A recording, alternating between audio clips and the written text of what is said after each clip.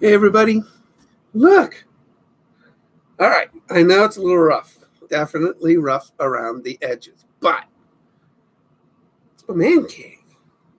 This is my man cave. So you got my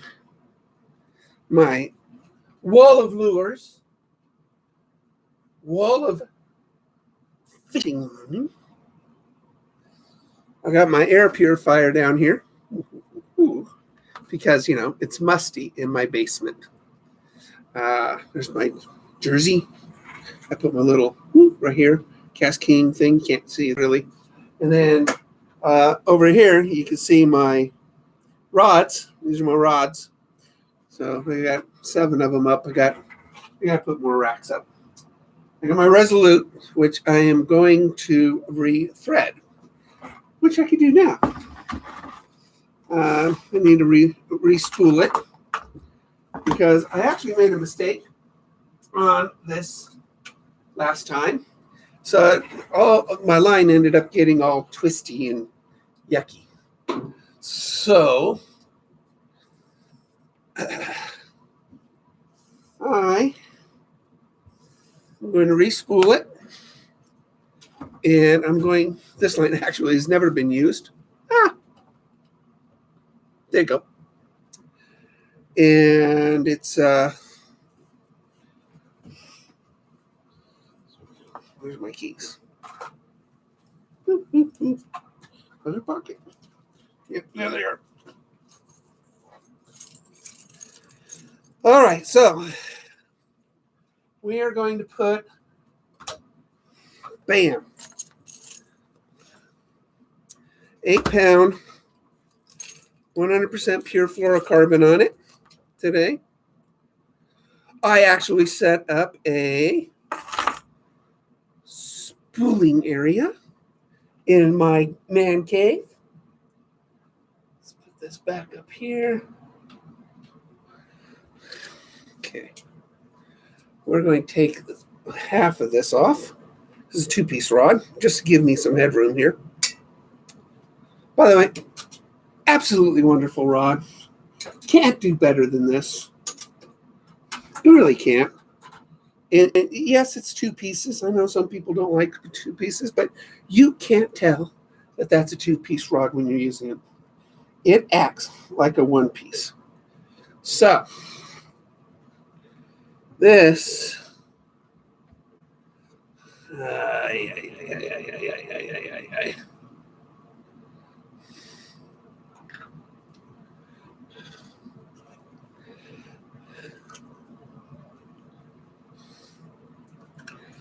I'm going to re-put it on this thing.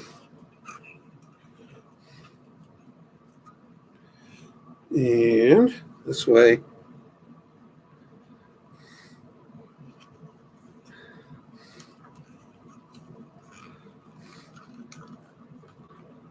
Next time if I put this line back on my rails, I will.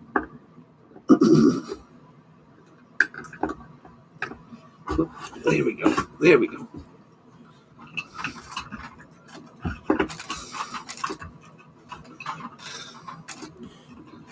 All right. So while I'm winding this off of this reel, what did I do?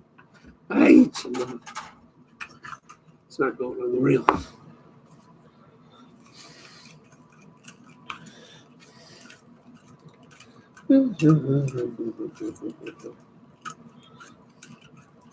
All right, so wait till somebody comes on and we'll answer questions because this is a cool room. Now, to my left, I will have a fish tank. We got to find one at like a garage sale or thrift store or something like that. And there will be our testing tank for plastics. And I've got my shipping material there. I've got my notes. I've got to put a calendar up for my events, which is really cool. And lately, I have adopted a pelican, a 1-winged pelican. And so all the fish that I catch, I take it over to the Wildlife Rehabilitation Center, and I donate it to this pelican. It's a full-grown adult pelican with one wing. Doesn't have a name yet. Me, I'd call him Uno, but that's just me. So I put on the forums, a call out for people as they're ice fishing if they want to not keep their fish or donate some. The thing eats 4 pounds a day. So I'm going up to Lake of the Woods tomorrow. It's going to snow tomorrow, but I'm going to go up to Lake of the Woods tomorrow and collect a donation. And at the same time, probably a couple hours of ice fishing up there. Did really good a couple days ago there. Had a great time. So hopefully I can catch a trout. I'd love to catch a trout or a bass through the ice. I did put a Ned rig down there, but that didn't do anything. So I really did spool a lot on this thing. This is going to take a while. I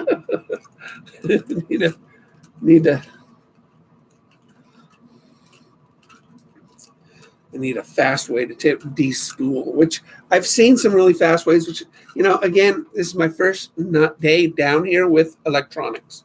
So I ran my Cat 6 wire from my living room through the floor and did some wire management above me all the way here. So I'm still hardwired and I still have a decent transfer rate on my internet. Thus, I can do a live stream, this is actually a test to see how my live streams do here. And what else? I got my heater down here. Cool. It's right there to my left. And my printer right there. My oxygen, very important. I have oxygen. But my air purifier helps a lot because if you've ever been down in a basement, especially one this musty, it's pretty musty here. We all can see, I have exposed rock. Yeah, don't ignore that table. Again, I just moved in. Down here. Ignore that table. Here, look at my pretty wall. And anyway, it's it's like, I think I told you before, when I bought my last 1969 Dodge Charger, it looked terrible. But I saw a beautiful car. My wife did not see a beautiful car. She saw a hunk of junk. She just didn't see it. Anyway, a couple of years of working on it, getting the body all, prepped for paint, which is a lot of guide coat. So it was like a rainbow of like gross colors on the body until I finally got the lines down, all the little, indents and things like that, all just perfect. And I rewired in the meantime, stuff like that. So then I converted my garage to a paint booth because every place I took, I did all the hard work. I did all the body work, and it was perfect. It was ready for paint. I take it to a person that a paint shop, and they wanted $6,000, $7,000, $8,000 just to paint my car. I did all the hard work. And I'm thinking to myself, it can't be that hard. So I did a lot of reading, a lot of YouTubing, and I converted my garage into a paint booth, cleaned it out, not a cobweb in it, sheeted it with plastic top and sides, wetted the ground, then grounded the car to the ground. The water on the ground helped keep dust down and any kind of debris from kicking back up onto the paint. So one of my employees said, "I'll help you, Mike." So I rented a HVLP high volume, low pressure air compressor for $25 because they're expensive. But I rented one locally in Fresno and bought me an HVLP sprayer. Then bought my paint. Put my car in the garage and just laid it on. First coat was a tack coat, so really loose. Just get a tack coat on it, and then I just started laying on the paint, one layer at a time, another layer, and it was yellow. I had to pick a color that was forgiving, but it was a factory yellow for 1969 called Y2. In 70, it was called banana yellow. They gave it a name, but in 69, it was called Y2. And real fancy, huh? So, so we were wearing masks, not a normal mask. These were respirators. And because we were in this garage in a yellow fog, painting my car. And oh my gosh. I mean, it was perfect. There wasn't a run on it, wasn't a speck of dust on it. It looked great. And when I rolled the car out of the garage, then my wife said, okay, I'll ride in it. She didn't even want to go in the garage before. So that was that. Looked really good. I did all the work except for the transmission on that 69 Dodge Charger. I don't do trannies. But I had a Top Fuel guy do the tranny. Top Fuel. Man, you should have seen his garage. Great muscle cars, very expensive. Top Fuel dragsters, very expensive. And he was happy to work on my 69 Charger. Hey, finally at the end. All right. Finally got this off. All right. All right, so that's that. Let's clip this off of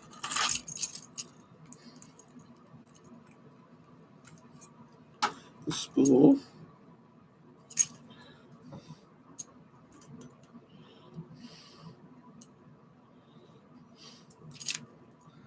There we go. Voila.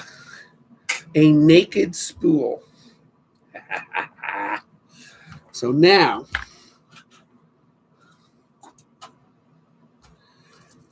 get my new roll of convert. Now, I love the convert because it comes with a dispenser with it. So you might remember this. So this is the dispenser.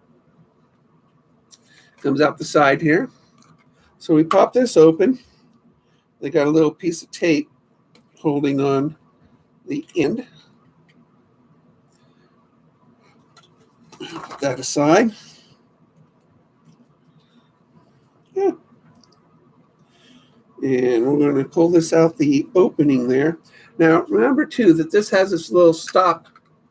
So we want to put that over so it allows the wheel to move freely. Now, I've got a spool here, just a spindle to the left.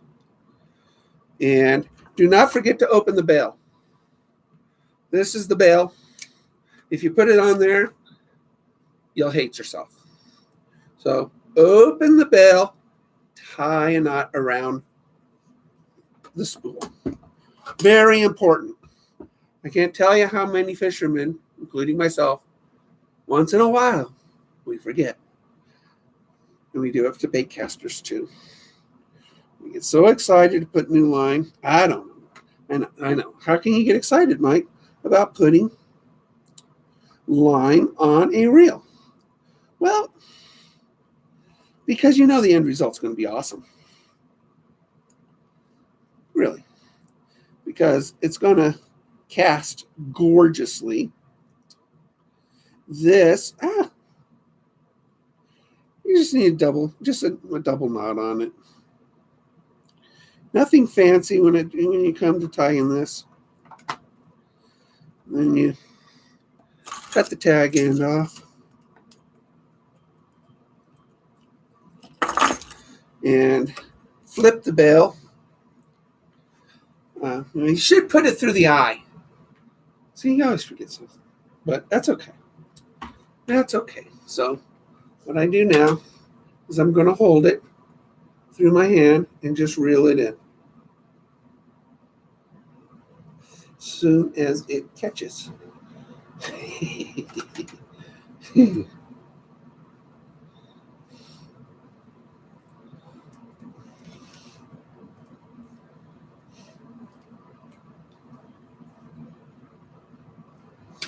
Okay. You put it on the middle section because it's got sort of like a ribbed area in the middle of this to help keep it from slipping, and it's slipping right now.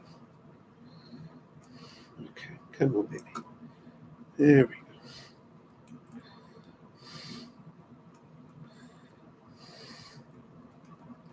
There we go. Okay, good. There we go. All right, so now we're going to start reeling. And this is what we do. Voila. Voila. Nifty, huh?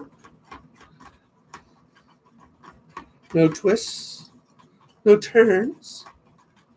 This is going to be really good. This is an 8 pound. This is 8 pound, right? Yeah. Which is perfect.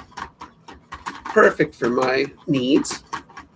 Fluorocarbon is a really good line, better than mono. And it will, it doesn't stretch hardly at all. It's abrasion resistant. It's got the same refracting ability as water. So it's virtually invisible. And it makes a difference because fish instinctively know what didn't work and what works. Because, they learn. And I do have a really good video on bass habits and instincts. I encourage you to watch that to understand the thinking of a bass and the way they learn. And this is why you have this wall of lures. I mean, really, that's why I got them, because I was out on Lake of the Woods, and I've told you guys this in another video, but nothing worked twice. And so I caught 5 bass 5 different ways that day. So here we go. We're just swinging. It's like I'm playing, a violin right now. Violin. No. Oh, that's $6 Million Man. No. Do. I know. This is how you restring a spinning reel. You go to about 3/16 of an inch from the shoulder of the spool. So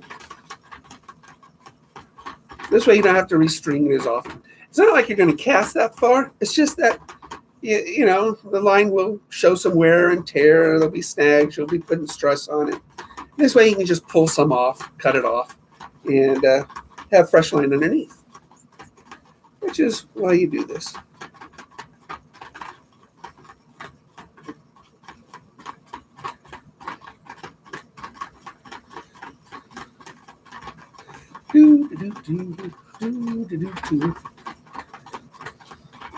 All right.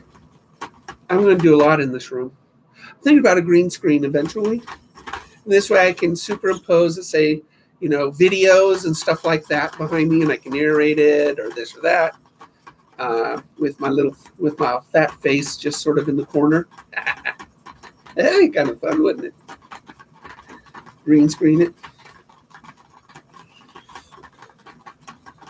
Come on. You don't want to fill it up too much. And 8 pounds is only 0.008 inches in diameter. So you can put a lot on here. Uh-oh. Okay, I just put 200 yards on it because that emptied it. So that's plenty. 200 yards is plenty. More than enough. So now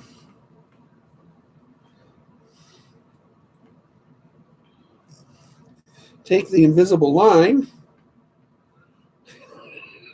It's pretty invisible.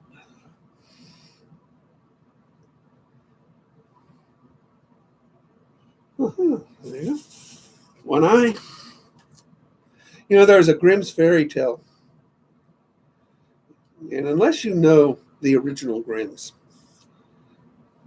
there was a tale of three brothers. One eyes, two eyes, and three eyes. And that's because each brother had a different set of eyes. One had one eye, two eyes, and three eyes. The one with two eyes was considered the outcast because it was, he was normal looking and he just didn't fit in. And that was sort of the tale of that brother with two eyes being ridiculed and wanting a different life because he didn't want to be made fun of. It was one of my favorite tales when I was a kid. Still have the Grimm's fairy tale book. It's over 100 years old. It's not worth anything because I looked it up, but it is over 100 years old, the book. It's pretty amazing. Pretty fragile nowadays, so I don't open it much anymore. But, if you ever read the original Grimm's, there's so many fairy tales. So many you've probably never heard of, like One Eyes, Two Eyes, Three Eyes, which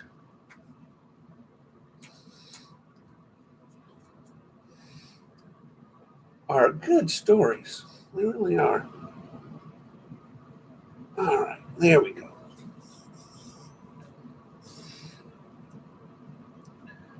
All right, let's put a swivel on it for now.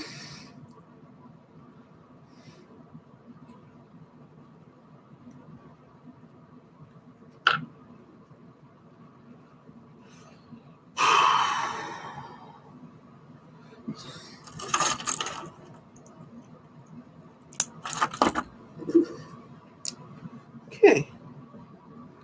Saw somebody jump on earlier. Let me jump on now. Jumped off. Didn't even say hi. If you jump on, just say hi and bye. Ask me questions. Ask me ice fishing questions. My goodness, I've been doing so much ice fishing lately that I do a double fisherman's knot. 2, 3, 4, 5, 6. So we pull this through, then we pull it through again. And that does it. Wet the line, nice clean line. So I don't have to worry about yucky stuff. Come on. There you go. There it goes. Cinch down. Good. So, me, I'm a paranoia when it comes to my knots, or any knot for that matter. Doing a Palomar, double Palomar, doesn't matter. I always finish it off a couple overhand knots. I don't have to, but I do, because if I'm going to lose something, it's not going to be because of my knots. That's for sure. I always have fingernail clippers.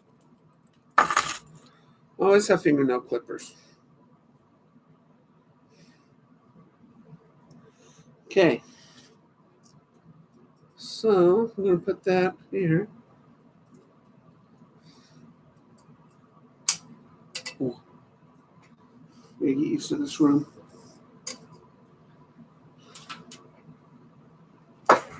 All right, make sure my eyes are lined up, which they're not.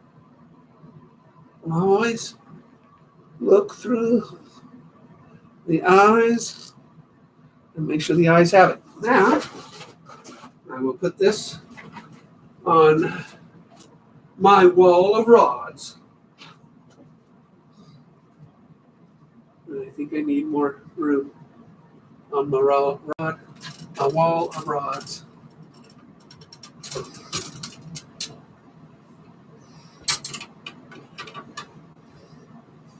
Take the shirt down. There we go.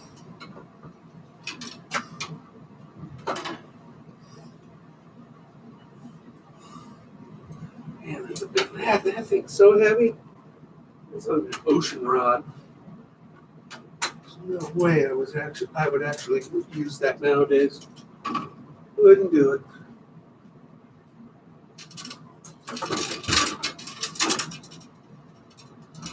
That one too. Some of these rods are so heavy. And I fish for 8 or 9 hours at a time. There's no way I can actually use those rods for 8 or 9 hours. There's just no way. Because some of them are so heavy. And you're doing this all day long. And the next day, my wrist is so sore on a heavy rod.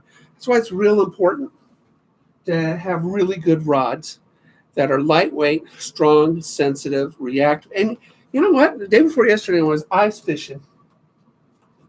I have 2 ice rods. I have a 13 fishing ice rod, which is all fiberglass, and then I have my kastking, which is carbon fiber. I was on my 13 fishing, I was getting really good hits. But every time I went to set the hook, I'd lose the fish. And it was just too flimsy. There was no backbone to it. And so I switched over to my kastking. And with my kastking, I could set the hook and I started reeling up big fish. Rods do make a difference. They just do. Hey, Jared, get one of those kastking freestanding rod holders.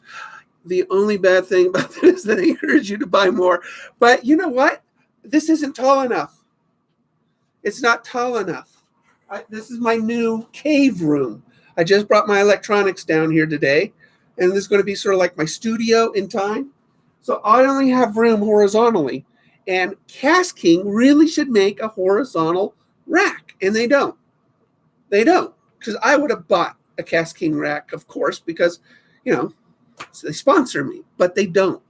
So I just went with the cheesy rack, you know, from Amazon. But I only have room to put my rods horizontally. I don't have room to put them vertically. The ceiling's not tall enough. This is my basement. So I only have about a 6-foot ceiling here, or a 6.5-foot ceiling. And my rods are 7.5 feet.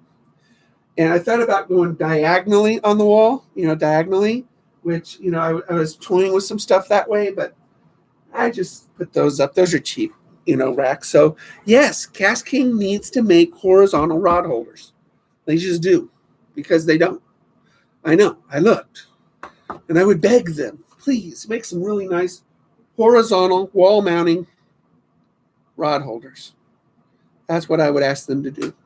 But I have to put more racks up there because I'm doubling up on some of my rods. I don't even have all my rods in here. So I was like, how do we all get so many rods? And my wife, she kind of gets upset about my addictiveness. I should not have named my YouTube channel Terrible at Fishing. I should have named it Fishing Anonymous. Yeah, I should have named it Fishing Anonymous, because fishermen, we are addicted. We're addicted to fishing. And it's not just, look at this. Look. Does a person need that? These are the ones not in my tackle box. I've got 100 in my tackle box.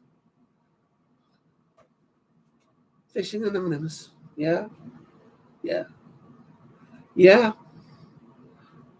Yeah. I think I have a problem. And admitting you have a problem is the first step to recovery, but I don't think I want to recover. But my finances says I have to.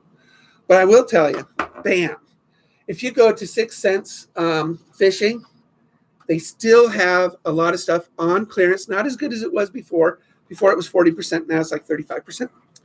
But if you get somebody's code, you can add that to it and get another 10%. And the Mag Dogs, these these are, oh my gosh. This is the best top water. I know it's huge. This is huge. I mean, it's a 150. But they cast forever.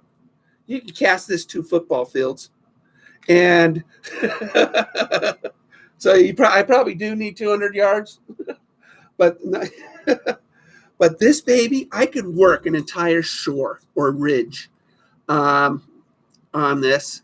And it is an absolute, listen to that. It's got 1 knocker in it. And it's got a casting weight in it.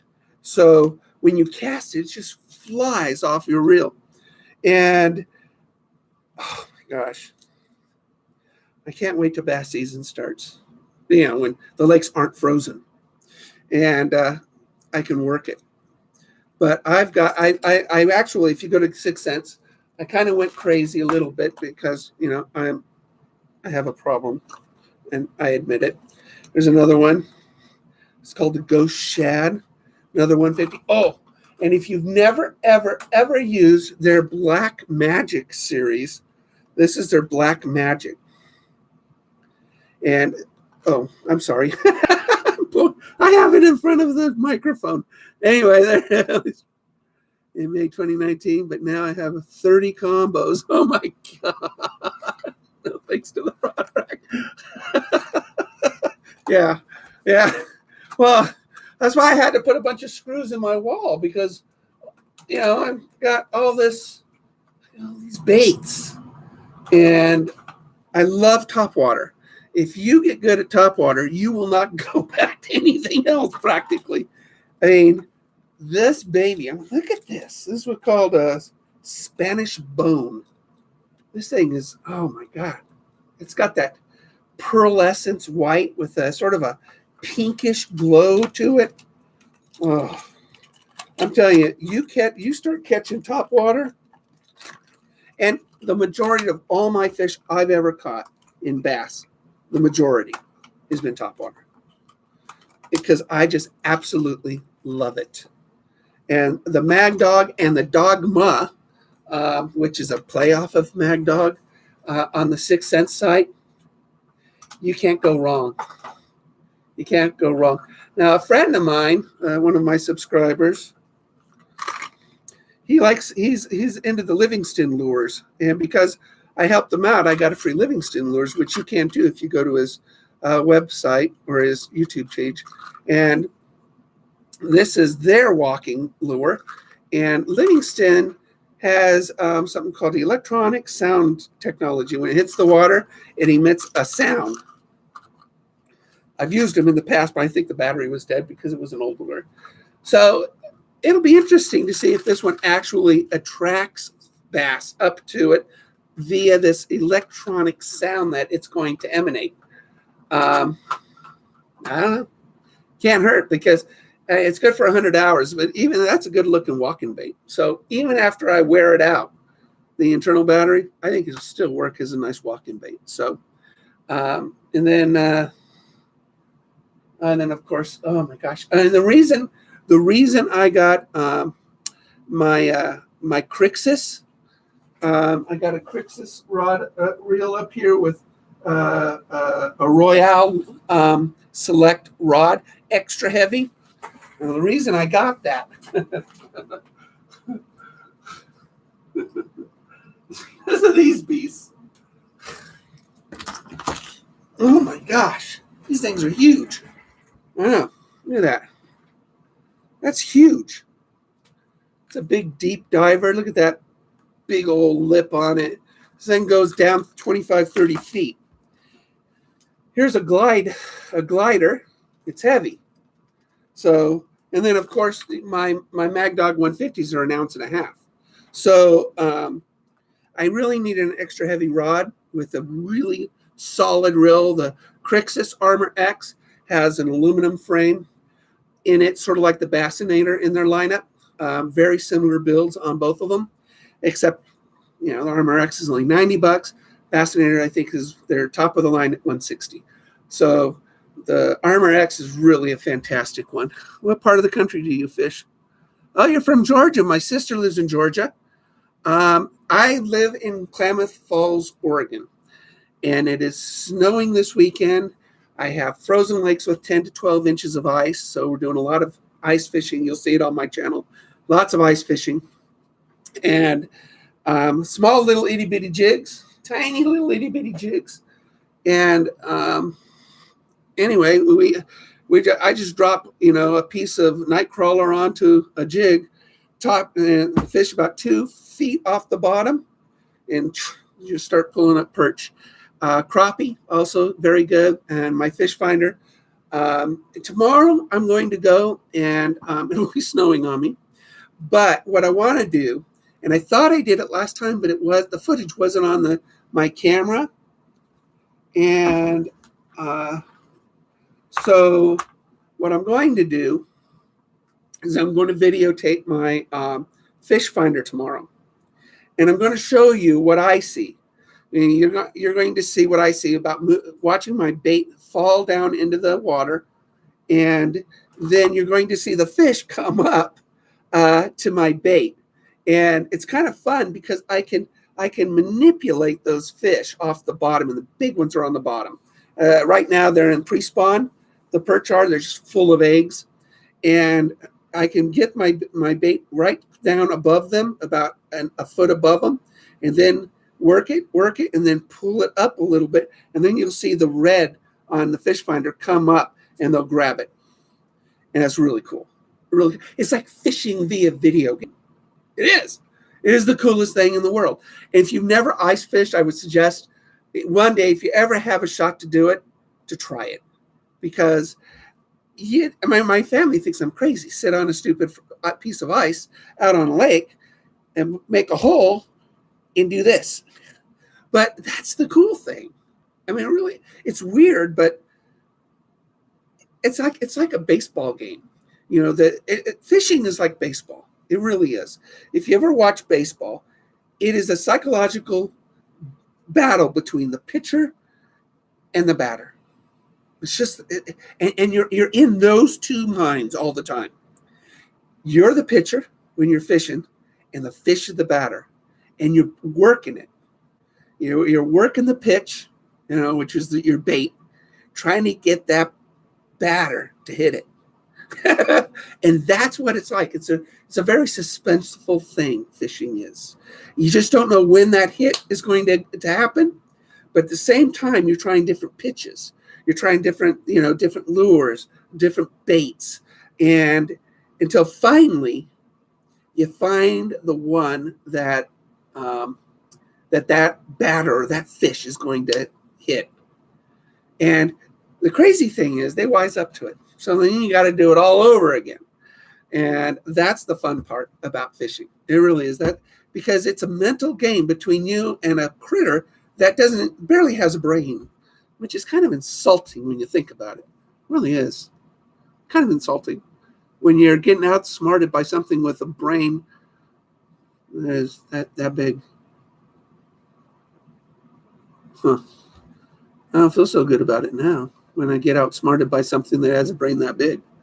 But you're actually fighting God's instincts that he put in there. So when you think about that, all right, then, that's what you're doing. But bam, I cannot wait. Look at that baby. Now, see, with my other lure or rod with this, I have a one I got from Bass Pro Shop, great rod. But it's just it just can't handle big, heavy lures like this. So my new Royale Select can handle 2 ounces of lures, and it's an extra heavy. So this is, anyway, that's why I got it. It's for pitching and for punching and for these big, giant, deep divers.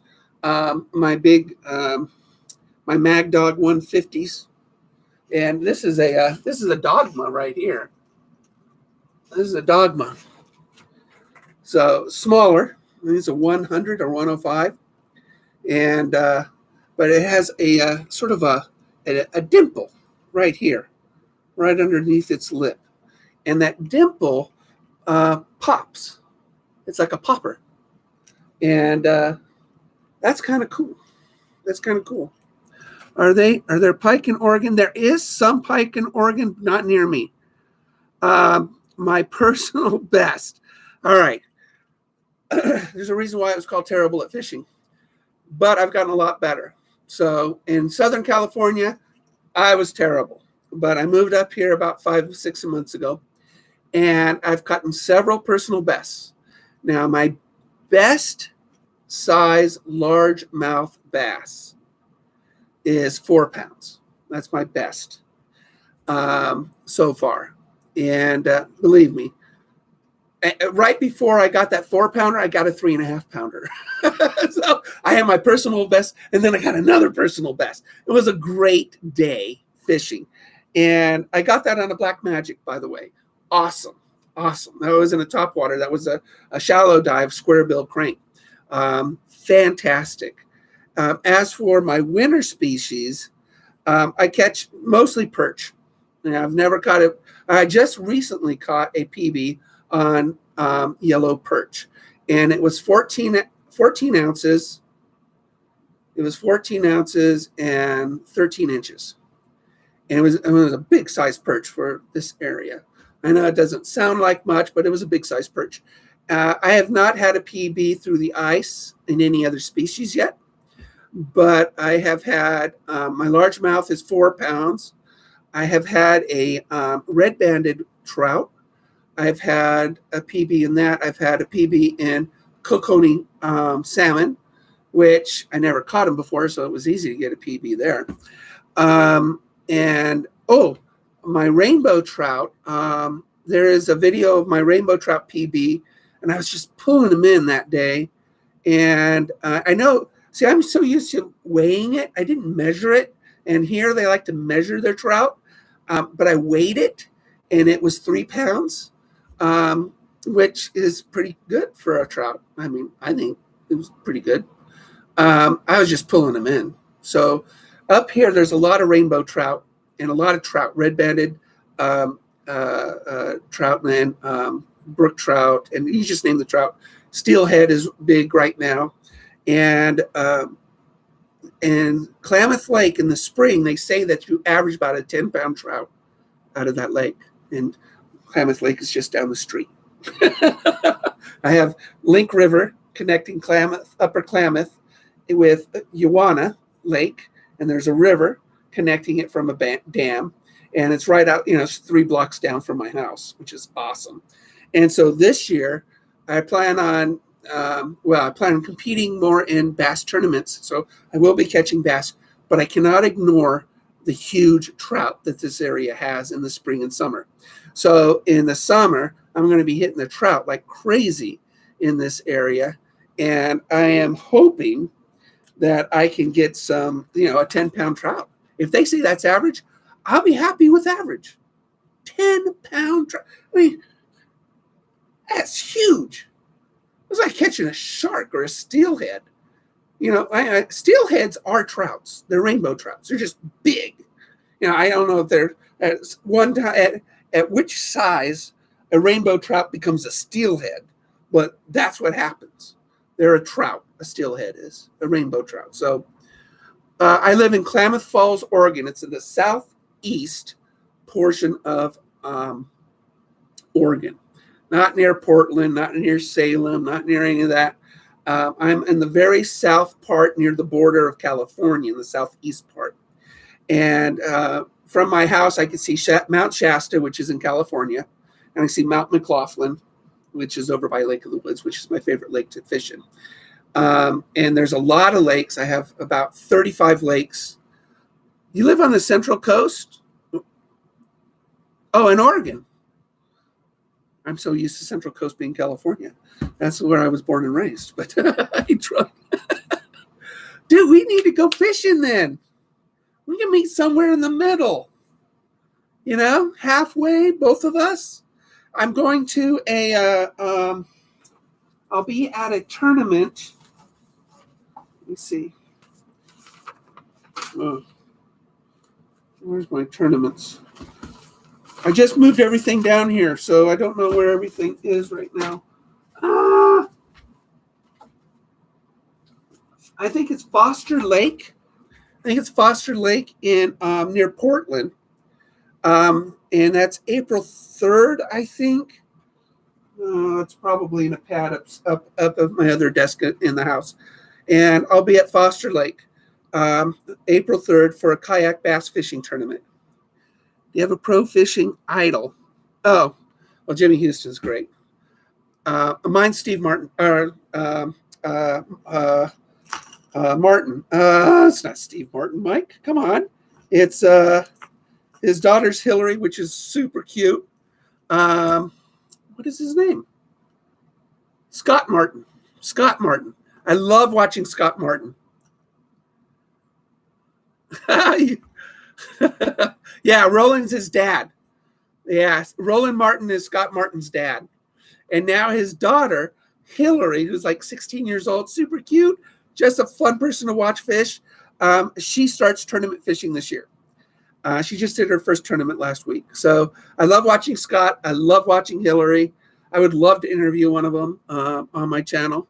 And San Luis Obispo, you got Lake Nacimiento, Troy.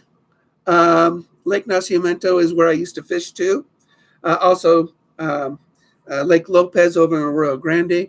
So I know your area. I'm from Lompoc.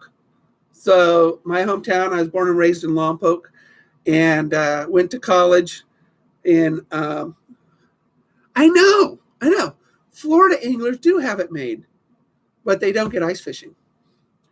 But boy, I mean, they can catch bass all year long and big bass too.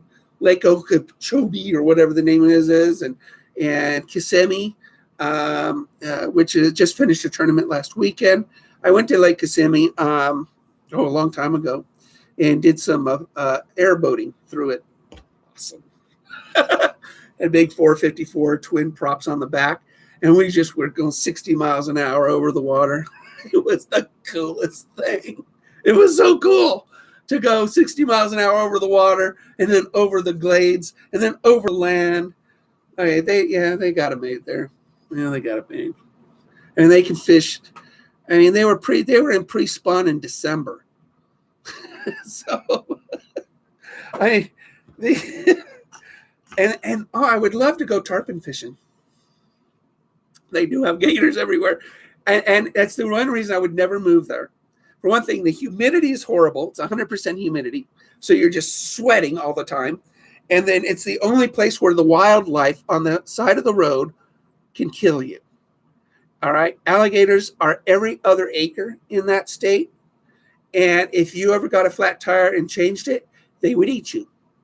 Now, in California, where I was raised, nobody's been eaten by a squirrel.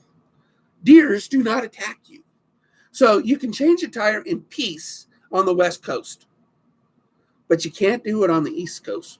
Over there, gators will take you, pull you in, drown you, and swallow you. Yep. Yeah, I don't understand. I have a niece that lives in Florida, and they love it.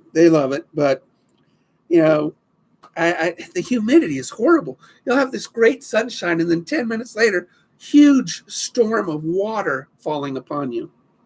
So it's terrible. That is miserable. I hate humidity. I mean, I'll take heat, which I lived in Fresno, which is hot. I'll take cold. I live here. Cold is the easiest to adapt to. But I don't like humidity. Humidity stinks. So what do you guys think of my new archaic room? What do you think of it? You like it? It's Kind of cool. And it's got possibilities. Alligators really don't attack people that often. Doesn't matter if it's that often, Jared. It's exactly. It doesn't matter if it's that often. It only requires one time. It could be once in my life, and I am fat and slow. My lungs are destroyed. That gator has the best possibility of having a big old giant meal with me. If I tried to zigzag, I would fall. I would die. I'd probably suffocate and throw up a lung before the gator got me. My lungs are destroyed. That's why I have oxygen here and an air purifier and inhalers and it's not because I smoked. I've never smoked in my life. It's just disease got me, among other organs. But the most annoying organ to lose is your lungs. It is the most annoying. Walking is just hard. I used to be in great shape. 6 years ago, chronic illness just started to tear apart my internal organs. And because of that, I live in pain. I can't breathe. I now sound like a blues singer. I used to sound like my mother, which I think is better now that I don't sound like my mother. So, but yeah, you don't need, yeah, I know. They really don't attack people that often. See, you put the disqualifier that often on it. That's why it's bad. That often means I would die the one time it would attack me. Just say I would die. Although I don't die. I've cheated death 4 times and been on life support. So I'm superhuman. I am immortal. I am Star-Lord, I tell my kids. I'm half alien, half human. That's what I am. That's what I am. I can't die. My warranty's up on Earth, but I know I'm half alien. I'm the only one with green eyes in my family. Everybody else has brown eyes. So I know my mom was abducted by aliens. I know it. They wiped her memory because that's what aliens do. And I am the progeny. I am the offspring of that abduction. It's true. That's why I'm really weird. I think that's why my wife likes me so much, because I'm not of this earth. Semi. My kids, they only got a little alien in them. And if you met my kids, you'd see the little bit of alien in them. So I think all kids have a little alien in them. That's just what I think. So anyway, hey, Jared, thanks for popping on. Troy left us, but I'm going to leave you. It's been 53 minutes. I restrung my Valiant Eagle, my Emerald Eagle reel on my Resolute, which, by the way, the Valiant Eagle on a Resolute, the best overall setup a person could do. And in my latest announcement of kastking being sold inside Academy sports stores, that's a brand new announcement today that just got released. They're doing 2 combos, the Resolute with the Valiant Eagle, which is fantastic. And it is the best way to, if you have one rod and reel set up, it is a spinning reel that's a Valiant Eagle on a Resolute. There's one combo, that's the one to buy. And it'll do anything for you. And then they're also carrying a second combo, the Crixus combo, Crixus rod and Crixus reels. And Crixus casting has it both in a bait caster and a spinning reel in the Crixus lineup. So they're going to carry those 2 sets of combos in varying difficulties or sensitivities. And then they're also going to carry the Crixus Armor X, which awesome. They're going to carry the Bassinator, awesome, among other things, including some lines. I really think the Covert line is the best fluorocarbon, and I'm doing fluorocarbon this year. I'm going to see how it does on all my reels. So, but thank you, Jared, for popping in and talking with me. And I hope you like. This room is going to evolve a lot. It's going to be, I mean, this is just the first hours of having everything down here. Ish.